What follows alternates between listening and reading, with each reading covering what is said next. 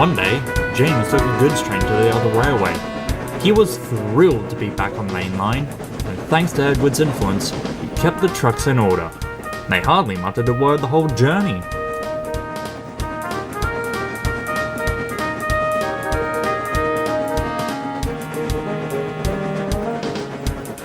He arrived on time and was looking forward to a rest before going home.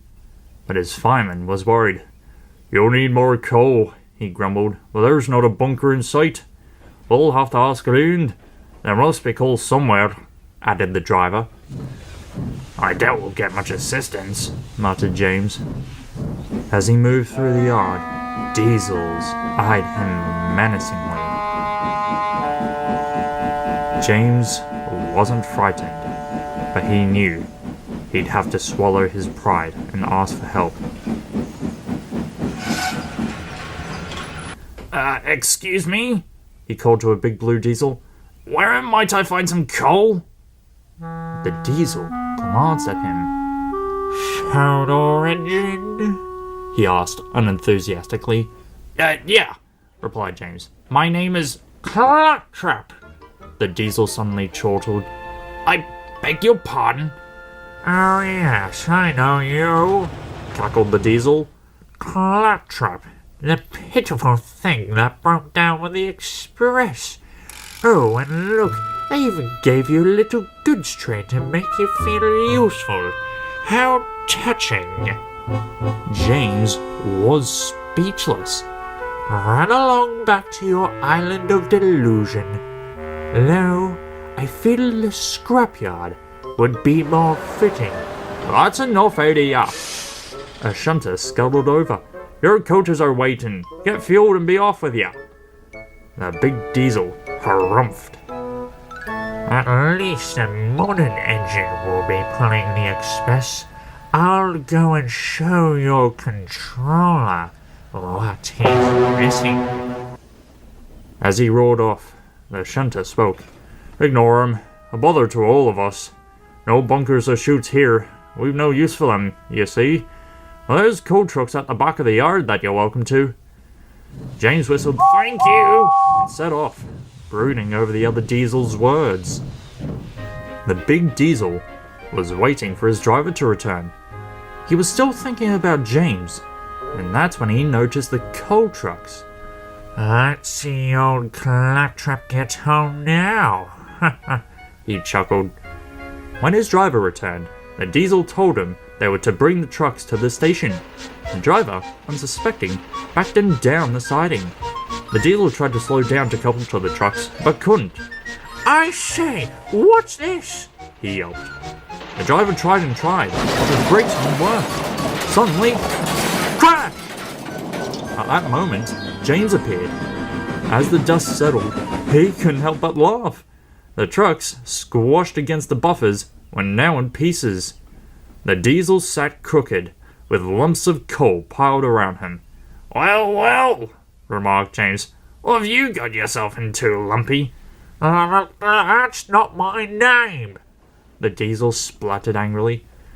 "It is now," grunted the shunter, who'd been alerted by the commotion. "Serves you right for being hard." Lumpy huffed and looked sulkily away. "Couldn't have picked a better time for your tantrum, eh?" scolded the shunter. "Your express to soda is due soon, and here you are, dirty and derailed." "I'll take it," James offered.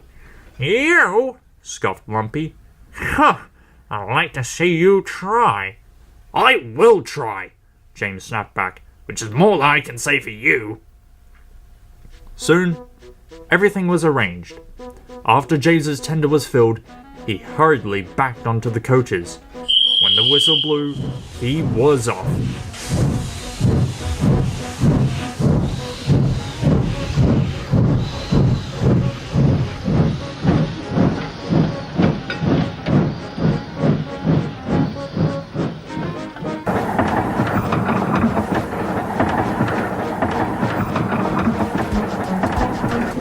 Come on, he puffed eagerly. "We're coming, don't fuss, we're coming, don't fuss," answered the coaches. The train was soon coasting along the line. Admittedly, the coal was of poor quality, Black smoke poured from James's funnel. The coaches were heavy too, and he was beginning to feel puffed. Won't give up, he snorted. Presently, it grew harder for James to breathe. The fireman was concerned. Blasted coal's barely burning. We might be in trouble. Won't be beat.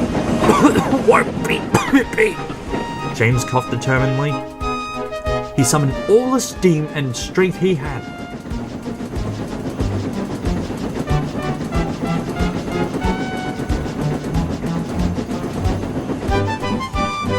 At long last, the big station appeared in the distance. With one final effort, James pulled into the platform with a triumphant whistle. I've done it! I've done it! He cried. You certainly have. Walking towards him was the Fat Controller. I heard about all your ordeal on the other railway. I'm very proud of you, James. Would you like to pull the express again? I know the extra coaches complicate matters, but... no thank you, sir. James cut in. I don't need the express. The Fat Controller was stunned. I'm a mixed traffic engine. Coaches or trucks, what does it matter? I'll pull them all with these. Go anywhere, do anything, that's me. The Fat Controller chuckled, glad that James was back to his old self. James is a much happier engine now. Sometimes he misses the thrill of the express, but venturing to new parts of the island makes up for it. Besides, the passengers on the local trains always remark how smooth and smart he is. James couldn't complain about that. And what about Lumpy? Well, you could say he's a different engine too. Much quieter and far less brash. His story had spread, and he dreaded going to Sodor. I thought you were modern, remarked Gordon slyly. Fancy using coal, do you? How aggressive! Lumpy grunted as he backed onto his train. Oh look, James smirked. They've given you a little goods train so you can feel useful. How touching! The engines howled with laughter. Lumpy, feeling far from touched, rolled away. He never referred to James as Claptrap again. By the time I finished editing this video, the new map update for Sodor Online came out. Thank you for watching the video. Instead of text on the end screen, I'm trying audio.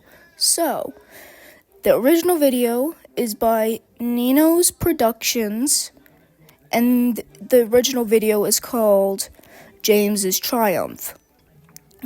The Railway series by the Rev W. Audrey, and the Model series of Thomas the Tank Engine by Britt Allcroft.